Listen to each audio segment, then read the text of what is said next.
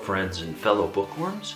I'll be reading the book Santa Claus and the Christmas Surprise by Dorothy Lochner and Maya Dosakova. Once there was a sleepy village where it had snowed all day and all night. Before long, all of the houses were covered in a thick blanket of snow. The grocer couldn't open up his shop. The baker couldn't sell her bread. Old Mr. Gregory couldn't get to the barn to feed his goats. And there weren't any letters for the postman to deliver. It was Christmas Eve, and in every home children were waiting, hoping that Santa Claus would come.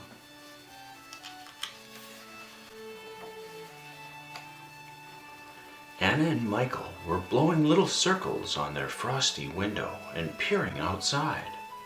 "Santa Claus definitely won't be able to reach us this year," said Michael, sighing. "He will," said Anna. "He won't," grumbled Michael. "You'll see," replied Anna. "He'll put on his mittens, put on his scarf, and strap on his skis. Santa always comes on Christmas Eve." "But how will he get through the snow?"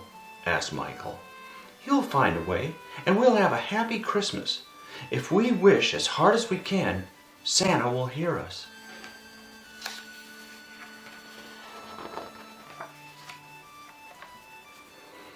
Anna and Michael wished as hard as they could, and their wish flew out of the village, past barns, over fields, and through the forest. After a very long journey, it landed in Santa's beard. From there, it didn't take long to reach his ear. "Ah," murmured Santa, listening very carefully to the wish.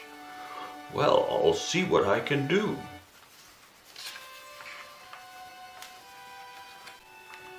Santa thought very hard about what gifts he should bring to make sure everyone in the village had a happy Christmas. "I don't think sweet treats are quite right this time," he muttered. "I don't think toys will do the job either." Suddenly, he remembered something. "That's it!" he cried, climbing up to a high shelf. "The perfect surprise gift!"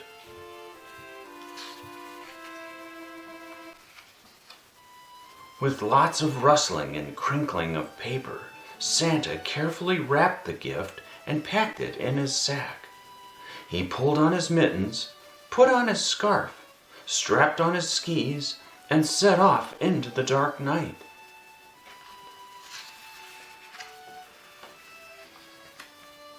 Santa whizzed through the forest, over fields and past barns, until he reached the village. Deep snow lay all around, and icicles hung from every roof. Everyone was indoors, and the air was still and quiet.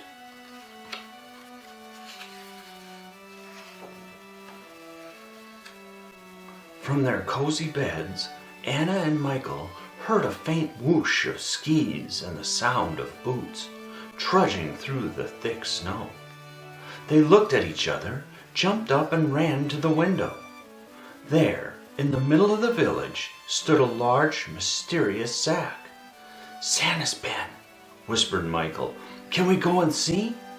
"It's not Christmas yet," said Anna. "We'll have to go back to bed and wait until morning."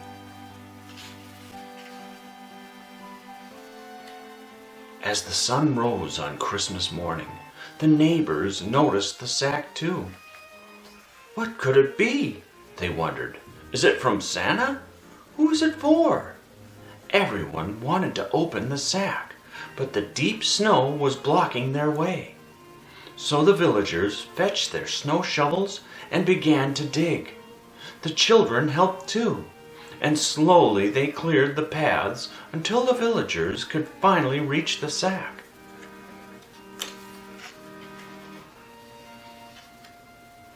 They stood around it, feeling warm and cheerful after all their digging, wondering what could be inside. "I think it's an oven," said the baker. "Or a barrel of apple juice," guessed the grocer. or a bale of hay for my hungry goats," suggested old Mr. Gregory.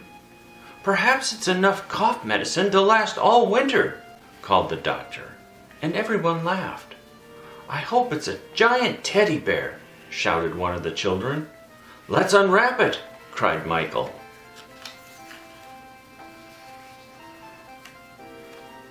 In the sack, they found a box. It was beautifully wrapped and tied with a bow. Excited, they started to unwrap it. Inside the box was a slightly smaller box. Inside that was another, then another.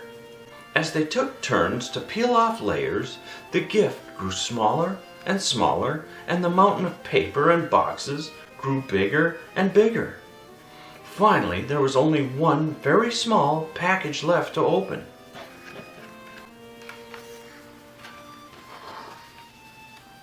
Anna, Michael, and the other children unwrapped the final layer as the villagers watched. A teapot?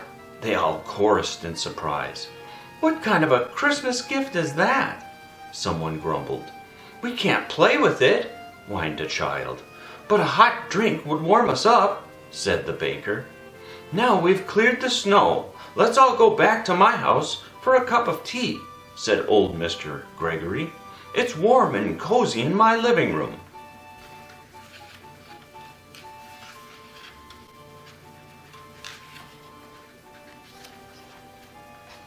The teapot made enough tea for everyone. The baker shared out bread and biscuits. Anna and Michael fetched a basket of nuts. Happy Christmas, everyone! Old Mr. Gregory raised his cup. It's been a pleasure spending Christmas with you all. The villagers ate and drank and laughed and played and spent a wonderful day together. Michael smiled. Santa did reach us after all, didn't he? He brought everyone a happy Christmas, agreed Anna. We should say thank you. So they both wished as hard as they could, and their thank you flew out of the village, past barns, over fields, and through the forest, until it reached Santa's ear. You're very welcome, said Santa far away. Happy Christmas to everyone. The end. Did you enjoy this story, and were you able to read along?